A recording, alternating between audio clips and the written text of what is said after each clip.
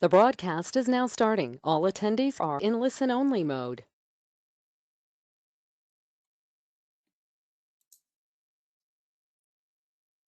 Welcome to today's webinar, How to Create a Community of Retail Brand Ambassadors Through Data-Driven Marketing and Events. I'm Heather Knudsen, Vice President of Marketing for Ascent 360.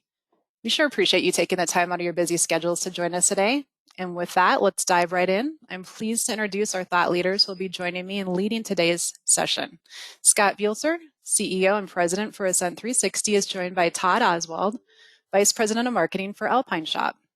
Scott's going to kick us off here, discussing data-driven marketing and messaging that matters, and Todd will be joining in to show examples of events and campaign specifics that Alpine Shop has been hosting and successful in helping create a community. The community event participants is key to future product purchases and building a loyal customer base. Let's hear more about that, and Scott, let's get started. The virtual podium is all yours. Excellent. Okay, thanks, Heather, for joining. Thank you, Todd, as well. I've actually been working with Todd at Alpine Shop for a number of years. I've kind of watched his program grow and evolve, and watching Todd take some pretty interesting thoughts at how to build a customer relationship marketing program. But why don't I first ask Todd to briefly introduce his company, Alpine Shop? Sure. Alpine Shop, we're an outdoor recreation company. We've been around in St. Louis since 1973. We now have 4 locations, 3 Alpine Shop locations across Missouri, and then we also have a shop known as the Pathfinder in Manhattan, Kansas. We handle everything from, like it says on there, backpackers, bikers, hikers, campers, paddlers, snowboarders, and skiers. We are in going on 47 years in the business. I think it's important, as we're talking about community-related events and things along those lines, to really just at least put notice to what our vision is, and it's been something that we've really followed a lot since the mid-2000s, and it's generations transformed by discovery outdoors, and that has really driven our belief in developing a community of people of all ages that could get involved in just getting outdoors and experiencing it. And we truly believe that there is a life-changing ability for the exploration in the outdoors for anyone that can be involved in it. And that's what we've tried to do with our community. Our whole thing of events and programs, instruction, all of that's just been designed to try to get people outdoors. Awesome. Great introduction, Todd. I sure appreciate it. And now let's talk a little bit about what we're going to talk about. And there's really 3 big things, and one is around creating community. And we know that when we talk to retailers, brands, resorts, they all do want to create community, but a lot of times that looks a little different, right? It looks a little bit like we want to send a dynamic message that has a special image in it or something like that. What Alpine Shop has done is I think fundamentally different, really powerful, and that is use event management to go create community. Through that community, you get to know who your customer is, start communicating with them, some triggered messaging and survey, so response that we learned something. And then sending messages that matter, right? And that's using some metrics, considering some plays to go send messages that matter. So we'll kind of walk through all 3 of these things, with the biggest bulk being around, how do you go create community, and how does a database interact with that? Yep. So if you will, the goal is, how do you communicate with the right person at the right place at the right time? That's the goal, and that's been a goal for marketers for 35 years.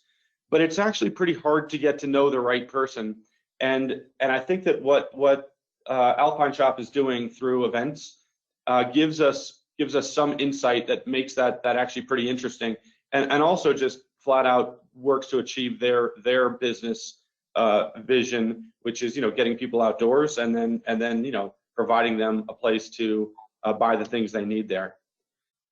Now, I think I've worked with Todd for probably 5 or 6 years, and it was just starting with this idea of a maturity model, and it takes a long time to get to where Alpine Shop is now. The idea that you'll have some kind of customer database and start automatically sending out journey orchestration and full organizational CRM support where store managers are actually engaged in the database is actually pretty hard.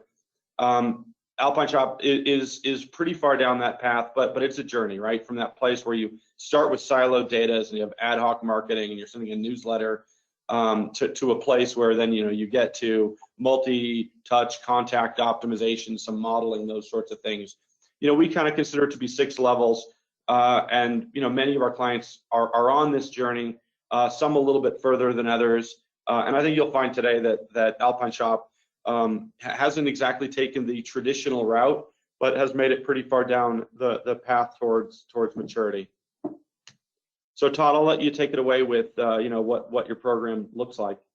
Sure. So we've got a number of different things that we're trying to accomplish. One, we have a whole system of just instructional clinics that basically handle everything that we're doing at the shop. So if you're interested in learning how to backpack, if you're interested in figuring out what you need to do to go skiing, where you can go, different ways to wax your skis, bike maintenance. I mean, we run instructional clinics, and we have run instructional clinics at the shop since the 1980s. It was about 2009 when we had the first real downturn in the economy that we made a concerted effort to say, you know what, we need to make sure that instead of just talking about all the employees at the Alpine Shop going out and doing what we do at the shop, we need to make sure that our customers are invested in going out and doing the things that we do at the shop. So heading into this year, and I realize we'll have a different conversation towards the end of this when we discuss how COVID-19 has affected us and where we're going from now. But heading into this year, across our 4 locations, we had about 260 programs each year that's going across all 4 of our stores. It was an average. They also include our major events, which are things such as our trail runs, bike races, paddle races, and adventure races. But we also have done a lot with our local nonprofits throughout St. Louis and then in Columbia, Missouri, and in Manhattan, Kansas. We've raised about $77,000 for local nonprofits, and we've been able to collect almost 15,000 coats for just area organizations that are getting those out to people in need around our area.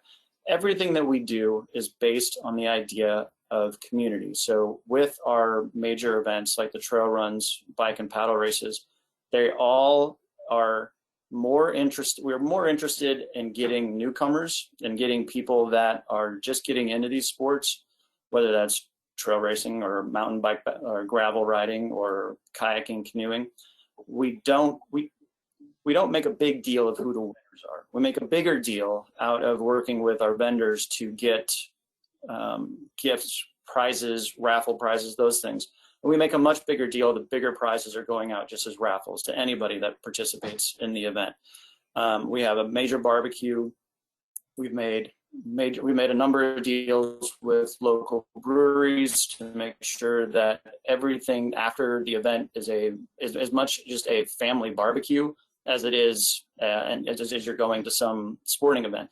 So we've tried to make this that everything with every event that we do is more about building a relationship with that person or that community that we're going out to. So, and as that relates to marketing, the biggest thing is we've tried to segment the events that we have to go along with the different segments that go with our business. So as we know, someone has an interest in trail runs or a bike or paddle, all of that goes into the segments that we use then to further our marketing down the road. So that's where it starts. And as you go through the individual type events that we'll look at, you get a better idea of what we're trying to do. So Shaw Bloom, in general, this is our largest event or largest racing event of the year with between 450 to 500 people. It's run just outside of the St. Louis area in a nature reserve. It's an absolutely gorgeous run, but it's also very wide open. It's not a really tight technical trail that people might have issues with. So it is actually about 60-40 women that we've had for our actual attendance. It's one of those events where we just keep building and building and building. One of the main things that we've tried to do with all of our events is start small.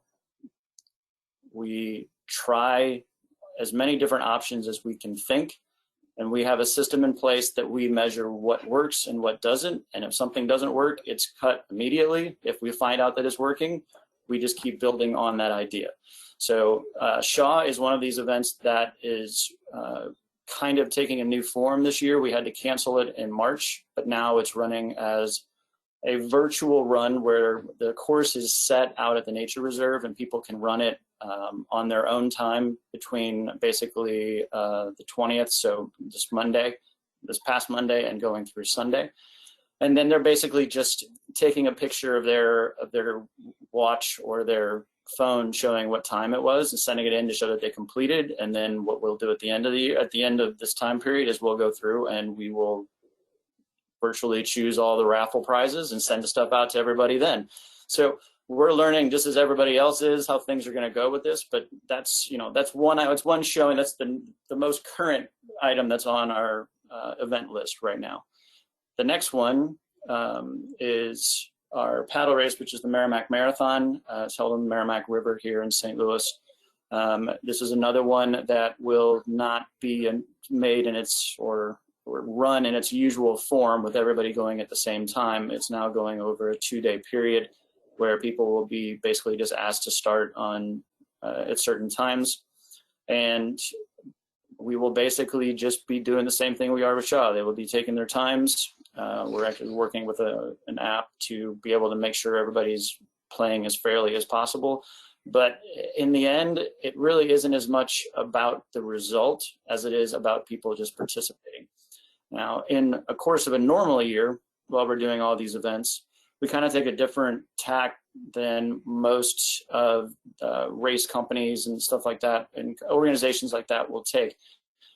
We make sure we have 2 to 3 photographers on every course of events that we do, and including one in a canoe or a kayak while we're running this event. But we post every photo that we take for free on either Facebook or Google Photo Drive or whatever. We want our customers to be able to grab their photos and share them with everyone. It's a blast for us to see customers the night after a race turning it into their cover photos or sharing it with everyone. It's just another part of us building a community, and it's been very effective for us. The next one, I believe, is Castlewood 8 Hour. That's our main adventure race. This is now the 3rd largest amateur adventure race in the country. These are completely different types of events than any of our regular events, just because of how labor intensive this event is to run. But the biggest thing with this is we purposefully run this event in December. And what I mean by that is this event is geared towards getting people that are going to be in a multi-sport type of event, but it's also going to be happening at the beginning of winter. So we never know what the temperatures are going to be for this race. There are races that we've had that have been in the 60s, and there's races that have been in the 20s. But this is a true marketing event for us in terms of, one, we have a family division that we have whole families that will come out, including their little kids, and they do just a slightly differentiated version of the event. It makes it a little bit easier for them. But again, we're going after newcomers, and we're immediately with this type of event, we're basically saying, you may need gear for a cold weather event to be out here. So there's a couple of different things that go on with events like this. One, it's amazing how people get hooked and how people really love to be a part of an event like this, where there is no set course. You're finding things along the lines in a true orienteering way. One of the picture there at the right with a guy holding his arm up, just a quick side story. He actually 2 years earlier was supposed to participate with us and had a heart attack before the event took place. But he had been in the year before and had loved it, was ready to go for the next year, but had a heart attack. The first race that he participated in after coming back from that was that picture right there in the Castlewood 8-hour adventure race last year. This is the type of following that we're trying to get. We're trying to get people that just love the events to the point that these are the events that people are trying to come to. So I do want to make sure people understand we have a system that we use. We've been running events like at this size since 2010. Well, not this size. We started very small, and we just built up our systems for how it works. And you have to run these things in a professional manner. This is something that I would recommend starting small with and building your expertise and make sure that you're doing things right by your customers. There's a couple, we'll get to a slide in a little bit just about the kind of stuff that we're dealing with, especially with COVID-19 and having to deal with canceling events and things along those lines. But we're not an event company. We're an outdoor retailer, but we're using events to create communities. And when you're doing that, you have to take a lot of different ways to go about making sure that your customers are happy. So our customers aren't necessarily just these people that are attending our events and becoming community. Our main job is to keep them customers for the Alpine shop as a retailer, not necessarily just our events. So we have to be very careful in how we do everything. But I think it is important to note, I have a team of 2 people right now that their whole job is to handle our programs. That is all they handle. One is basically the behind the scenes working on all of the data and everything that has to be right beforehand. And then we have another that works as our main head instructor, and that is our go-to for knowledge. So, we're doing everything we can to make these worthy of people coming out and spending money to be with us.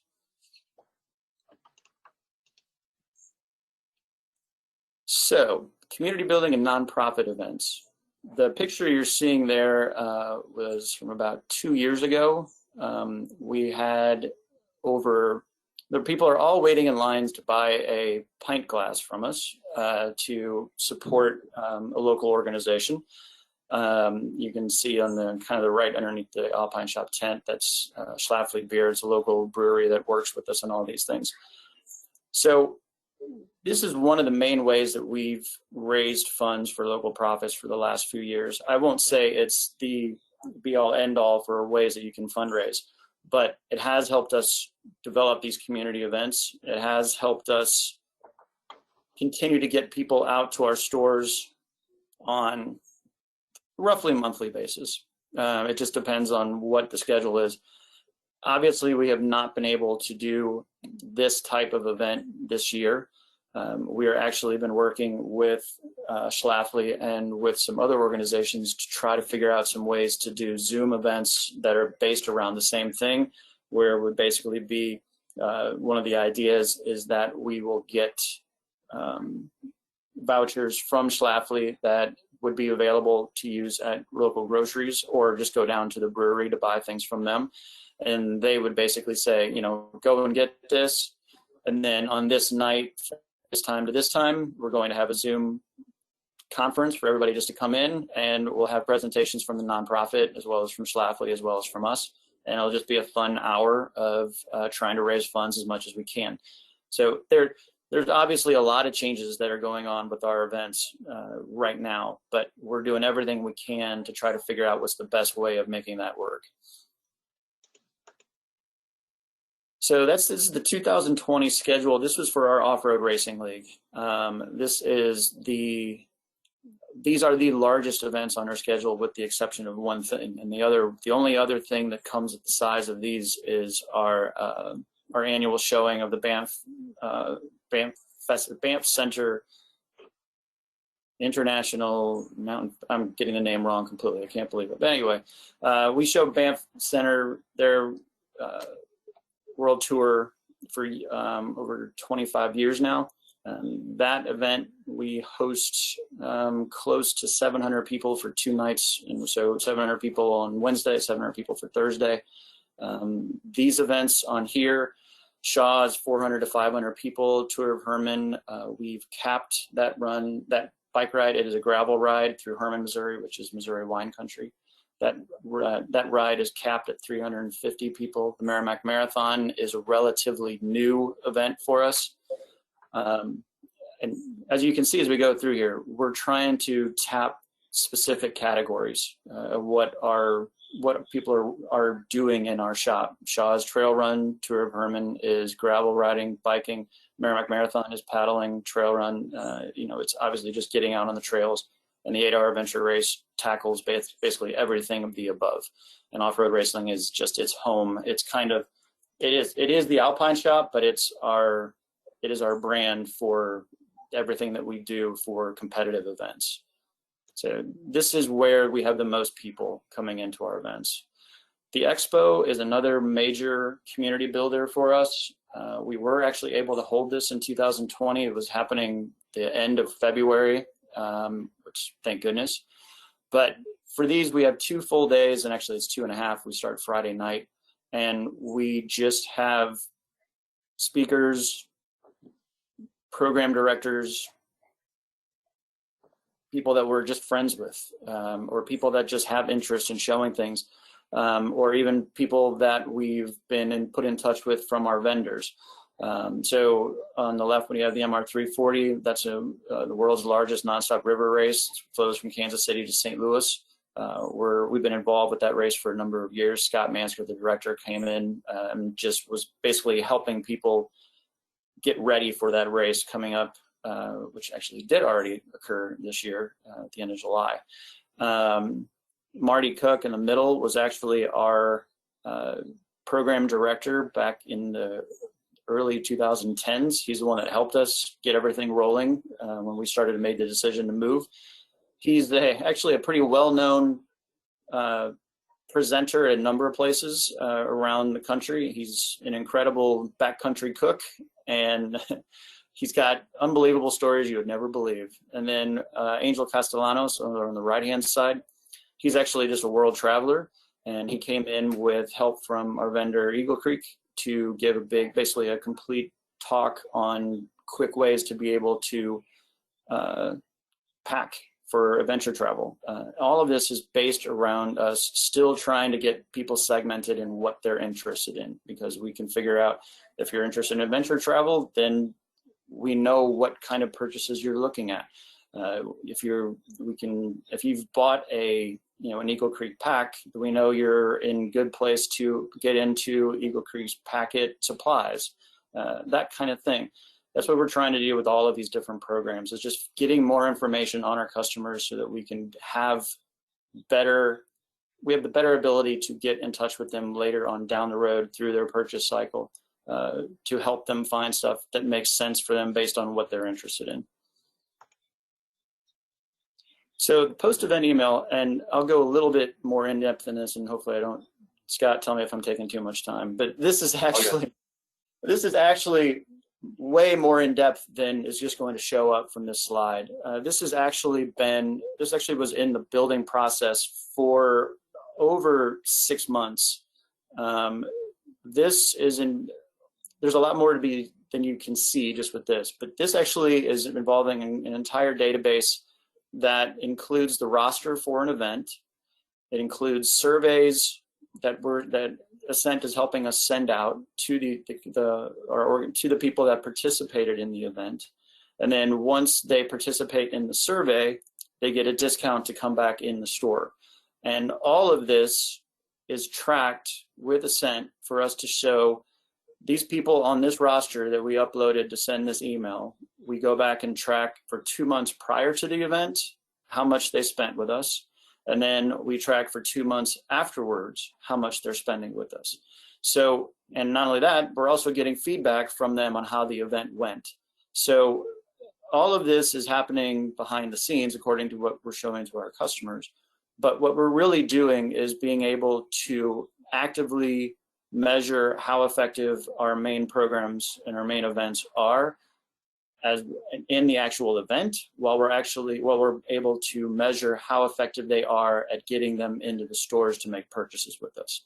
So just this one slide, it took a long time for us to develop all of the back end things that needed to happen for us to have the information, but it's one of the most important emails that we send out. Awesome. So the big question, what we're doing now, between building a community and with COVID, I kind of went over a little bit of this beforehand as far as talking about how we're not just an event company. We're not this, while we probably could offshoot our event organization as its own business, that's not what it's there for. We're here to develop the community around Alpine Shop. We had, at least until the events that I showed you earlier with Shaw Bloom and Merrimack Marathon, we have basically took out our entire program position, well, not position, but basically our calendar has been completely cleared since middle of March. That does not include some of the private programs that we've done by Zoom for Cub Scouts, other private organizations and things along those lines. We are beginning to start filling the calendar for October, November, December, although not much in December. We all know what that's like for retail. But we are starting to build areas out that we can do Zoom programs, instructional programs for as many people as we can get through all of our 4 stores.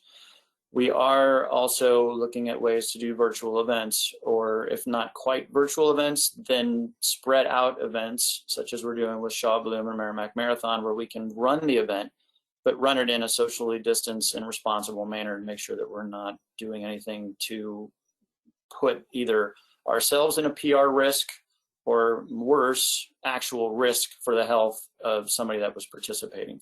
So no matter what your belief in terms of all of this goes, you have to look at this as a business and figure out what's the best way for you to work as you move forward. I don't have all the answers there. We are working on this all the way from the top down of our company, trying to figure out what's the best way for us to start including our programs back into our schedules. It will be continuing to work on all the way through 2021, I'm sure. But the simple truth is, this is the main marketing program that Alpine Shop runs to basically bring new customers in. This is one of those, our programs and events are one of the main ways that we can use social media to get people that we don't have yet into the stores, to get them into the stores. Because we're not just talking about product. We're not trying to bore people with all the new fabric information or anything else like that. We're talking about doing something that they're going to remember for a long time. We're talking about events that, while a professional runner may not think that going to a 3.5 mile run is that big of a deal, when you're going straight uphill and you're going over single track and things along those lines, it can be a big deal for even the best runners. But when you're bringing out people that don't have that much experience and just inviting them to be a part of it, even if they walk, which is what we do, and we celebrate them like anything when they come through the finish line, and we make sure they've got photos of it to show off to everybody. That's what we're trying to do. And that's what we're trying to get people to realize, that even if they've never gone to some of the trails around the St. Louis, Columbia, Manhattan areas, even if they've never been on a river before, they can do it, and we'll help them down all the way along the way, and they can feel very comfortable about being in any of our programs. So, and I'll let you take over this part, because you've been the one that kind of helped me get all this data out. Yeah, so I think, when I think about what Todd's doing, I'm so excited, right? It brings together the outdoors, it brings together the retail, and it brings together technology, and all 3 of those things are really necessary to accomplish what he's accomplishing. I have talked with hundreds of retailers over time with kind of ideas and discussions about how do you compete with e-commerce, How do you, even though they have an e-commerce shop as well, but how does bricks and mortar do it and do it right? And from what I can tell, Alpine Shop is absolutely nailing it from this perspective, and it's in the numbers here, right? So if you take a moment to look at these numbers, they're really driving significant business success. And there's kind of two things I'll talk through here, right? One is that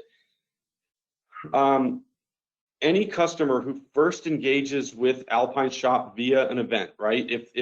If they enter through the customer life cycle, the customer journey via an event, their spend is 55% higher than if they would just walk in the store and make a purchase, right? There's kind of two different paths to come in, and the event is definitely helping the customer over their lifetime spend more. And this is now a customer who actually attends an event spends 70% more than those who purchase but never attend an event. And so, it's really substantial to think that, well, not only is Alpine Shop building community, helping people get into the outdoors, doing this by, using a database and helping understand their consumer and talk to them all, the right way. It has a real financial impact as well. And these events actually, they're not free either, or not all of them are.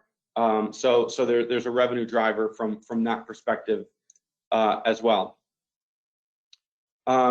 So now we just say, well, how well does this work as a acquisition method? And so almost 50% of event attendees end up making a purchase after an initial event, right? So, if we say there's lots of acquisition sources, lots of ways people can get into the database, right? They'll get in through email sign up, they can go create an account, they could enter a Facebook contest, but one of them is coming in through one of these events. And most of the event attendees actually make a purchase after the event. And there are elements where not 100% it gets attributed, so there people can come in, buy something without knowing who they are, but nonetheless it's actually higher than all other sources of customer acquisition, so it's a pretty good method of acquiring new consumers. So now let's actually get into a little data analysis, metrics, and predictive analysis, and this speaks to I think the same thing. This is a little bit harder to look at, but this is a chart developed from the CDP, that's the customer data platform, that tells you the time between a purchase and another purchase, right? It could be the first purchase to the second purchase, it could be the second purchase to the third purchase, but how many days does that take? So if I were to walk into an Alpine Shop store and buy something today, and then next go in 45 days from now and make another purchase, that's kind of 45 days between the repeat purchase. So each of these kind of time blocks on the bottom where it says bin is actually 30 days. So what you'll see is that most repeat transactions, and that's 41% are happening within 30 days, and 51% are happening within 60 days. And this sort of data starts telling you, well, let's act on that, right? And a lot of that is, well, someone comes to an event, they learn to stand up paddle, and they're in the store buying a stand-up paddleboard. Alpine Shop does send a email after and includes a coupon for a discount, so someone's got an incentive to come into the store. This is a sort of common curve that we see in retail, but happily, Alpine Shop is kind of driving that next purchase, I think, a little bit faster than we see somewhere else.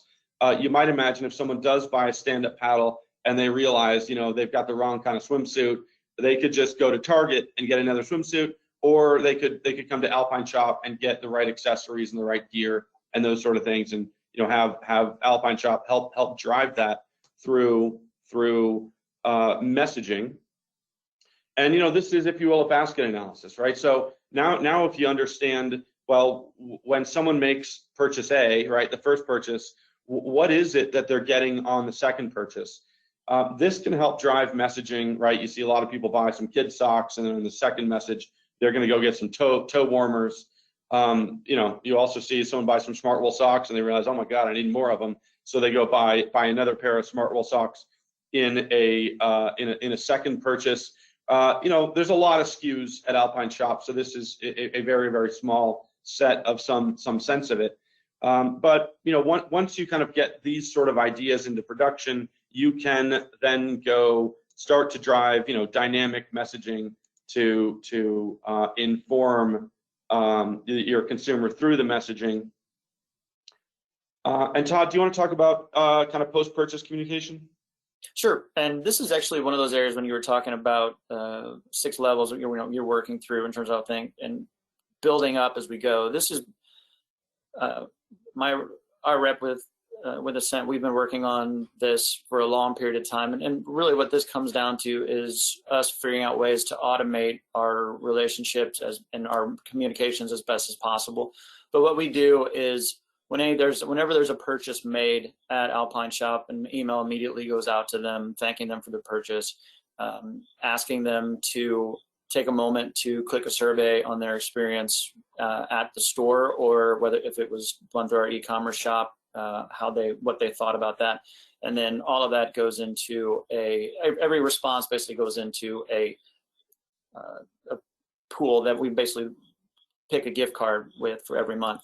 So all of this is stuff that we're just working to begin the process of getting feedback, finding out how they did, and then for specific purchases such as bikes, boats, ski hard goods, camping goods, basically a lot of our hard goods, we're actually in the process right now of building out the post-purchase emails that would continue to go out on 30, 60, 90-day schedules that are basically just saying, you purchased a bike, here's all the great things that we can do for bike service, here are the trails around your area, here are the different accessories that you need to be thinking of, and hey, it's been 90 days since you bought your bike, bring it back in so we can do a quick check on it and make sure everything's working correctly for free.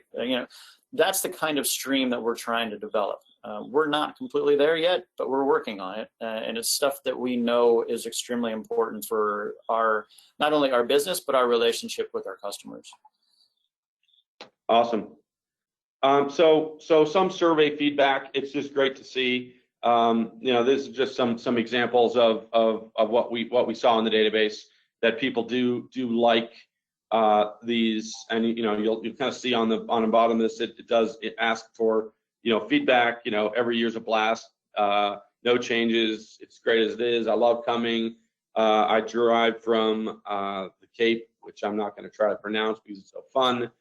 And then the last one is really about some of the Warren Miller movies. Maybe that's part of the Banff Film Festival that Alpine Shop is doing. But they just think there all sorts of positive feedback. So now you say, well, how's this actually working, right? What are the metrics around this as well? And another metric we think about is prospect to customer conversion. So if someone becomes a prospect, right, they sign up for email or they show some interest in an event, do they actually convert to being a customer? And we decided to look at just March 2020, and it's a very interesting year, as you know. But that's kind of when COVID was starting to tighten things up. But 46% of the individuals who became prospects in the Alpine Shop customer data platform in March have become customers in the following 6 months. And on average, they became a customer within 12 days, right? So they sign up for an email or they sign up, with an account on alpineshop.com, and on average within 12 days, and some longer, some 120 days, they become a customer. And on average, they're spending about $142 on their first purchase, right? And that first purchase is kind of an expectation of a longer lifetime spend. And so when you kind of consider if you're converting a little less than 50% of your prospects and you've got a relatively high lifetime spend, now all of a sudden some of these acquisition costs start all sort of coming together, and building out the full picture. This is just an example of acquisition email that does go out, and I think Todd mentioned that there actually is a contest. Win $100 as part of the acquisition. And very importantly, and now you're starting to say, okay, now that we're learning a lot about people, right? We know that they joined the paddle event. We know when they sign up, they're actually telling us that they like paddling or they like cycling. And these interests that you can derive from their behavior, from what they tell you, from what they fill out in a survey, from what they buy, those interests can then drive segmented emails. And this is an example of one that would go out to people who are interested in cycling, which actually may be someone fundamentally different than someone who's really interested in snow sports. There may be overlap, but there also may not be. So if the goal is, hey, let's go build community, let's get people to know us and like us, and let's talk to them in a relevant way, I think this is just a fantastic example of a retailer who's executing on that. And finally, let's talk a little bit more about results, right? Which is if Alpine Shop is sending messages that matter, and those are messages that are relevant to the individual, that help build a relationship, how's it working? This is open and click rates over time, and this is about as good as it is, right? This is downright best in class. The average open rate for a retailer these days is around 13%, maybe sometimes 15%. You can see this trending upwards towards over 40% open rate. And that's what it means to send messages that matter. Even looking at this, I'm jealous of Alpine Shop, right? Not all of our clients have achieved this sort of thing. And then an average click rate that actually can look like 3.5%, 4%, something like that. In some cases in retail, right? Because retail does often take a batch and blast perspective, right? Hey, we've got a lot of people. Let's try to get as many emails out to them as possible, and let's kind of keep goosing a little bit of revenue. But you don't see click rates that look like this. So huge high five to Alpine Shop on this count. I have obfuscated this slide, but what they can also see is all the revenue attribution of how these things are actually doing, and what sort of revenue these messages are driving. So you get a sense of, well, what do we want to tweak? I think Todd said it really well in the beginning. They start small. If it works, they keep going. Let's do more of it. If it doesn't work, then back away. And you of course want to have some messaging that shows this. And finally, I think that this is really, and this is actually the last slide on metrics here, and just showing how well Alpine Shop is doing here. Most retailers that start working with us, the volume of customers that have only made one transaction is always very large, right? Hey, they've bought something from you, but your ability to get them back in the store, get them to make a second purchase, to make a third purchase, to build that relationship that they actually say to themselves, I don't really care if I spend a little bit more, because I like these guys, right? They treat me with respect. They know who I am, all those sort of things. So on the left side, you've got kind of a count of transactions by customer. And so that first bar are the people who've only made one transaction. But very quickly following that are people who've made 2 or 3 or 4 or 5, or even this big chunk of people who've bought 10 or more times. I'd ask you to think to yourself, what retailers do you frequent that you've bought 10 or more times? And does it look like that? And that translates into dollars, right? So this is total spend by monetary score. The green slice of that pie is 20% of the customers. So 20% of their base is spending almost 73% of overall revenue.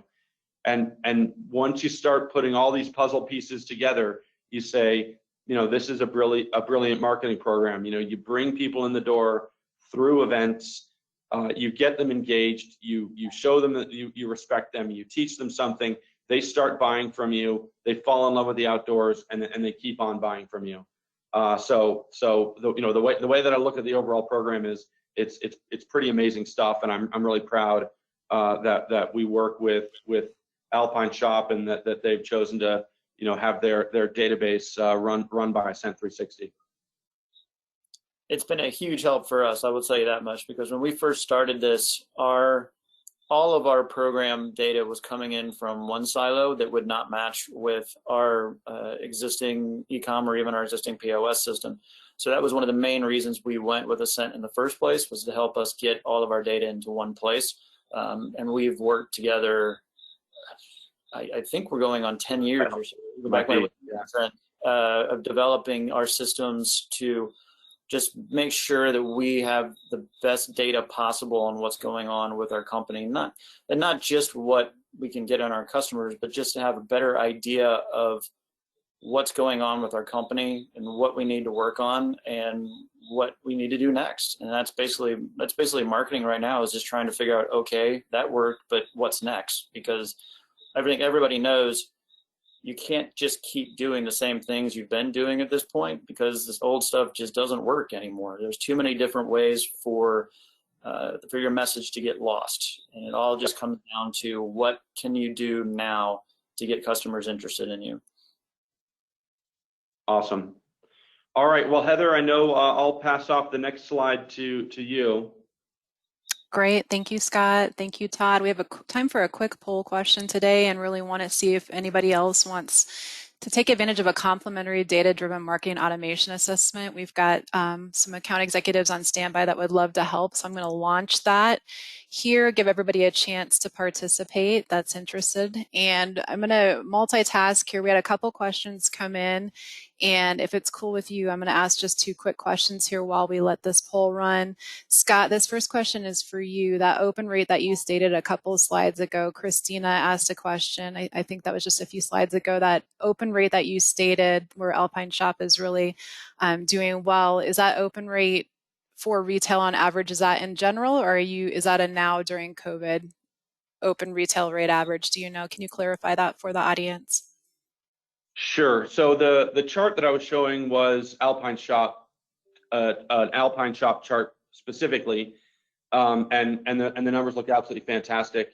But the answer around what retail open rates look like, it's been going down and down and down over the course of 10 years. Early on when I started in this industry, you could easily get 25, 28, 30% open rates. People just weren't that inundated with email, not that emails were sent, inboxes weren't that cluttered. And over time, the amount of email people are getting is really substantial. I know if you actually go to, the MailChimp, industry segments, it might show that retail's something more like 16, 17%. But the retailers that we talk to out in the industry who are doing more of the batch and blast, it's not really a COVID thing that it's down. It's really just year over year going down and down and down. And I think the reason is not a lot of people are moving to those kind of messages that are relevant to the end user. What I'll also say is, if you are sending a dynamic transactional type email, right, based on someone's behavior, a browse abandonment or a post-purchase, you're still going to see open rates of like 60%. So even the chart that you're looking at there from Alpine Shop, it's not an average of averages, but it is averaging different types of emails. That some of them are ad hoc, some of them are segmented, and a segmented email you're going to see a fair amount higher if you've got it tightly segmented. Alpine Shop is even pruning out people who haven't engaged in a long time, and some of that is the result of it as well. But if you can drive messages that really are relevant to somebody, and behavioral is the best example, you're going to see open rates as high as 60% on specific emails. Great, thank you. If you want to go to that last slide for us, I'm going to ask Todd one final question while we switch there and start to wrap up. Thank you. And Todd, as a fellow marketer, I'm blown away. I know how long it takes to plan an event from start to finish, so it's cool to see. I think consistency really matters, and it's cool to see what you've grown over the last many years. If I am a retailer and I'm not doing events and I want to test the waters, because I think you said you test and you change things that don't work and quickly do that, what type of event would you say would be a good event to test? You talked about different races and philanthropic and brewery events. What would be your recommendation based on your experience of an event and where to start if I wanted to test something? Yeah, I would say it's not going to be the same for everybody, just because, when we're talking outdoor recreation, which is, what my base is, what we're looking for are events that go along with existing markets that we're working with. We're trying to take events that fill or match a segment of our retail industry. So just to say, oh, do a race or do an event with a brewery, well, okay, an event with a brewery, you may be able to go for pretty much anywhere along this time. But my recommendation is to take a look at what you're selling if you're in retail, and figure out what an event looks like that could match with what you're trying to do. I don't really have a great example. All I know is that when we started this, we originally got involved with a bike race that was happening in one of the parks. We weren't running it at that point. We were just helping it. We were helping it, and we decided, we can help make this better. And as it went on, we ended up had a falling out between the companies that were doing it, and it kind of went out. But we looked at it and said, we should be doing this on our own. And so we took quick lessons from what we had learned from just being a part of that, and just started building up slowly. And when I say we started small, our first race that we did for our trail runs, we had a total of 15 people sign up, and we basically asked 20 more people just to come out, just so that we could have more people to know what was going on with it. That same event now, we sell out, we're at a max in terms of what the park will allow us to. We'll sell out at 250 people for a 4-night series. So 250 people that are coming out Thursday night on first week, second week, third week, fourth week of August. And that event is sold out months in advance. So, as long as you figure out ways to control your costs when you're doing any of these events that you're doing, and you don't go overboard to the point where you're losing money, as long as you're figuring out a way to make your customers interested in what you're doing, and that's the key in the social media era, when you can use you can use basically the tools that can get a little interesting when you're talking about what Facebook and Instagram and Twitter, the stuff that they know about everybody because of what they've shared as their interests. That's how we've been able to get people to interact with us, is to basically say, hey, look at this cool thing you can be involved in. And they've said, you know what, that does look cool. Let's get involved with that. Instead of it being a, hey, look at the great products that we have for sale now, when it's the same thing. If they look at Amazon, they're going to see that exact same product. So for us, it has been more about the experience than it has been the product. What my job is to get them to understand that the experience, when they have that experience, can be more enjoyable if they have the products that we're selling. And that's what you have to figure out a way to match that if you're going to start with events. Great. Thank you, Todd. Thank you, Scott. The last question is just a housekeeping. I have quite a few people who are asking for the link to the recording. So we will be sharing that. It'll come from an email from me, Heather Knutson, at this time tomorrow. So keep an eye on your email and you can share that with your fellow coworkers. I see a few of those questions. And lastly, I just want to thank Scott and Todd for presenting today, taking time out of their busy days. If Ascent 360 can help your organization with data-driven marketing automation and messaging that matters, our team is here. We're on standby and we're ready to offer a complimentary consult. Please reach out to us. We're committed to helping small to medium-sized direct-to-consumers, including retailers, thrive in today's new world. And it's more important now than ever, as you heard Scott talk about, to authentically engage with your customer base. If you have a suggestion for a future webinar topic, I'd love to hear about that as well from you.